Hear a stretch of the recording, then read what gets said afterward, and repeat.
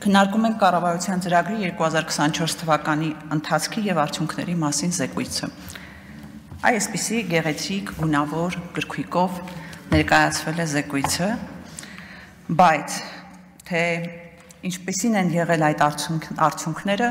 ըստ էության պետք է հարցնել Հայաստանի Հանրապետության քաղաքացուց։ Հայաստանի Հանրապետության քաղաքացին 2024 թվականի ծրագրի կատարման արդյունքները զգացել է իր կյանքի եւ կենցաղի վրա։ Օրինակ հարցրեք կառավարության շենքի մոտ ակցիաներ իրականացնող տնտեսվարողներին, ինչպես է 2024 թվականի ծրագրի արդյունքները անդրադառնում իրենց վրա։ Հարցրեք թոշակառուին, որ վճարում է գույքահարկ իր ծնողներից կամ միգուցե տատեր պապերից ժառանգած գույքի համար։ Հարցրեք ինչպես է անդրադառնում այս ծրագրի արդյունքները իր կյանքի եւ կենցաղի վրա։ Հարցրեք տնտեսվարողից, ով հարկերի վճարումը սահմանված ժամկետից ուշ վճարելու համար 0.4%-ի փոխարեն այլևս վճարում է տույժ 0.075%։ Հարցրեք փաստաբանների բարձրացված սակագներով ծառայություններից օգտվող քաղաքացիներից։ Հարցրեք առաջիկայում հաշվապահների ծառայություններից ավելի թանկ գնով օգտվողներից։ Եթե շուտով նույն համառությամբ էլ փոխվի վարչական դատավարության օրենսգիրքը, կհարցնեք Հայաստանի Հանրապետության քաղաքացիներից, որոնց վերաբերյալ կկայացվի վարչական ակտ եւ իրենք վիճարկելու համար կասեցման հնարավորություն չեն ունենալու։ Այսինքն սիրելի քաղաքացի, այդ նախագծով սկզբում պետք է վճարես, հետո վիճարկես, հետո ինչքան դատարանում գործի քննությունը կշարունակվի եւ եթե նույնիսկ դու ճիշտ էիր, հարց է թե քանի տարի հետո է քո վճարած տուգանքը քեզ հետ վերադարձվելու։ Կառավարության ծրագրի արդյունավետությունը զգում է Հայաստանի Հանրապետության յուրաքանչյուր քաղաքացի, երբ ամեն օր կարդում է նորությունները։ Օրինակ կարդամ դրանցից մի քանիսը։ 14 ապրիլի 2025 թվական կրակոցներ Երևանում հրազենային վնասվածքով հիվանդանոց է տեղափոխվել մի քաղաքացի։ 13 ապրիլ 2025 թվական կրակոցներ Երևանում հրազենային վնասվածքով Աստղիկ բժշկական կենտրոն է տեղափոխվել երիտասարդ տղա։ 12 ապրիլի 2025 թվական Արտաշատում շուկայի հարևանությամբ մի խումբ երիտասարդների վիճաբանության ծեծկրտուքի հետևանքով պայմանագրային զինծառայողը տեղափոխվել է հիվանդանոց։ Բժիշկները պայքարում են նրա կյանքի համար։ 5 ապրիլի 2025 թվական Երևանում դանակահարության հետևանքով մարմնի բազմակի վնասվածքներով ախտորոշմամբ ծանր վիճակում հիվանդանոց է տեղափոխվել 44-ամյա տղամարդ, ոստիկանները ճշտում են դեպքի հանգամանքները։ Շատ եմ ցավում, բայց կարելի է այսպես երկար շարունակել այս նորությունների ցանկը։ Մի ընդհատեք։ Եվ այս ֆոնին մենք ուրախանում ենք, որ նախորդ տարի 2023 թվականի համեմատությամբ հանցագործության դեպքերը նվազել են 434-ով կամ 1.1%-ով։ Իհարկե յուրաքանչյուր նվազումը ձեռք բերում է, բայց եկեք նայենք հանցագործությունների որակական կողմը։ Ուրեմն այս նվազման պայմաններում այնուամենայնիվ հանցագործությունների թիվը 40,232 է, իսկ առանձնապես ծանր հանցագործությունների դեպքերը աճել են 422-ով կամ 25.1%-ով։ Եթե նայում ենք մահվան ելքով հանցագործությունների վիճակագրությունը, ստացվում է, որ նախորդ տարի միջինում շաբաթական 1 մահ է եղել։ Սա շատ մեծ թիվ է, սա ահռելի թիվ է։ Չեմ խոսում ավտովթարների մասին, հայդեպ հանցագործության բացահայտման ցուցանիշն էլ ընդամենը 22.1% է։ Ճիշտ է 3.4%-ով բարձր է 2023-ից, բայց ընդամենը 22.1%։ Այս տարի մի մասնավոր դեպքով իհարկե տեսանք, թե այդ բացահայտումներից հավանաբար մի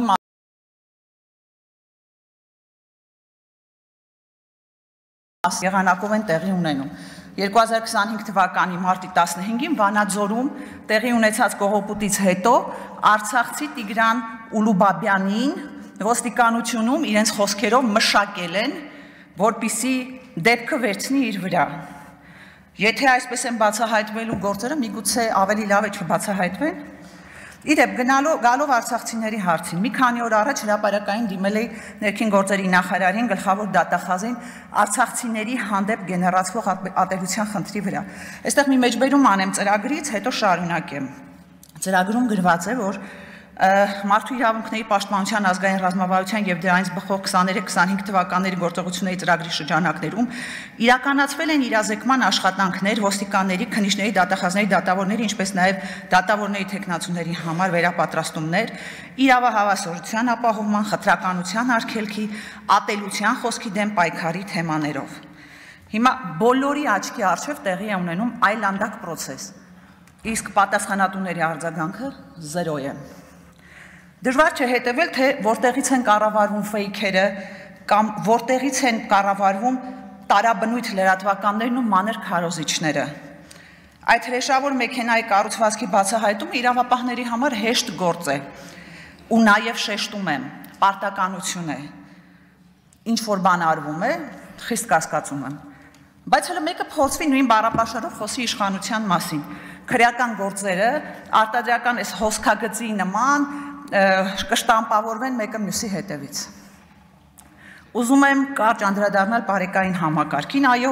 համակարգի վրա մեծ ֆինանսական ներդրումներ է արվել, այո, համակարգը ինչ որ չափ կայանում է, բայց այնքան դեպքեր են տեղի ունենում, որ այնպես են հեղինակազրկում այդ համակարգը, որ դրանից հետո շատ դժվար է նորից վերականգնել վստահությունը։ Երբ Պարեկը իրեն պահում է հասարակ փողոցային խուլիգանի նման, վարորդին մեքենայից քարշ տալով հանում է, այս դեպքում համակարգին մարդը ոնց է վերաբերելու։ Եթե վարորդը խախտում է արել, դրա համար կան ընթացակարգեր, հետևեք ընթացակարգերին։ Հա, ու մեկ էլ ոստիկանապետը արդարացնելու համար ասում է, որ ազդանշան է տվել, երբ վարչապետի Շարասյունը, իդեպ դա էլ մի ամբողջ բանակ է հիշեցնում, Շարասյունը պետք է անցներ, դրա համար ճանապարհը փակել էին։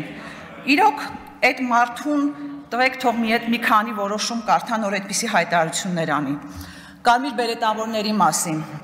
3 ԿՊ պատգամավորներից մեկը հարց էր տալիս եւ ասում էր, որ ոստիկանները բռնություն կիրառելու իրավունք ունեն, հետո ուղղեց ասեց, որ ֆիզիկական ուժ գործադրելու իրավունք ունեն։ Այս միակ հարցում համաձայն եմ ԿՊ պատգամավորների հետ, ձևակերպման հետ ԿՊ պատգամավորի բռնություն են գործադրում։ Նախորդ տարի այդպիսի բռնությունների օրինակները բազմաթիվ են եղել, օրինակ կարմիր բերետավորները ԱԳՆ-ի մոտ, ազգային ժողովի մոտ, էլի մի շարք տեղերում բռնության մաստեր կլասներ են ցույց տվել, ընդհուպ միջև ձայնային նռնակներ։ Այսպիսի մաստեր կլաս ցույց են տվել նաև պատգամավոր Աշոտ Սիմոնյանի նկատմամբ։ Ես սպասում էի, որ այս ամբիոնից կհնչի պատասխանատվության ենթարկվածների մասին վիճակագրություն։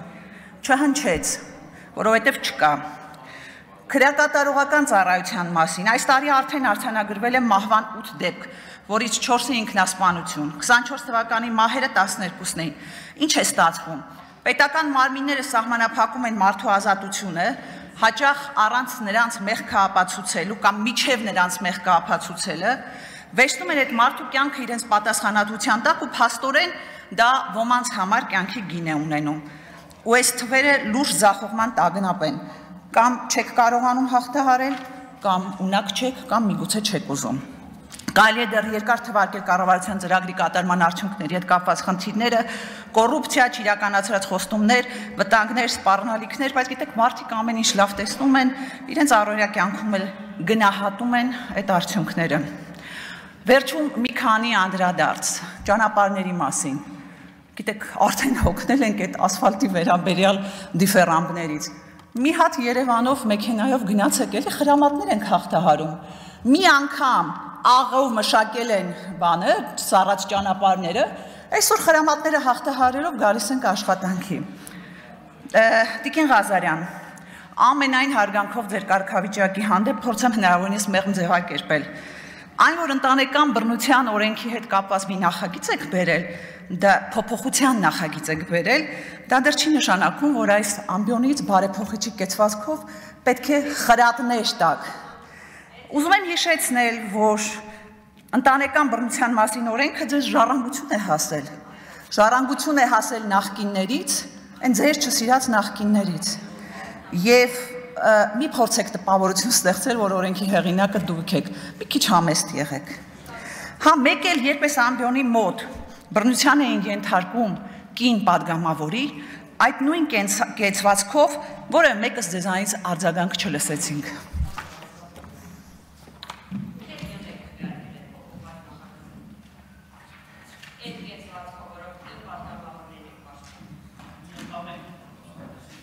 Տիկին Ղազարյան այնքան իրավացիք, որ նույնիսկ չեմ փորձում տեղից չխոսել։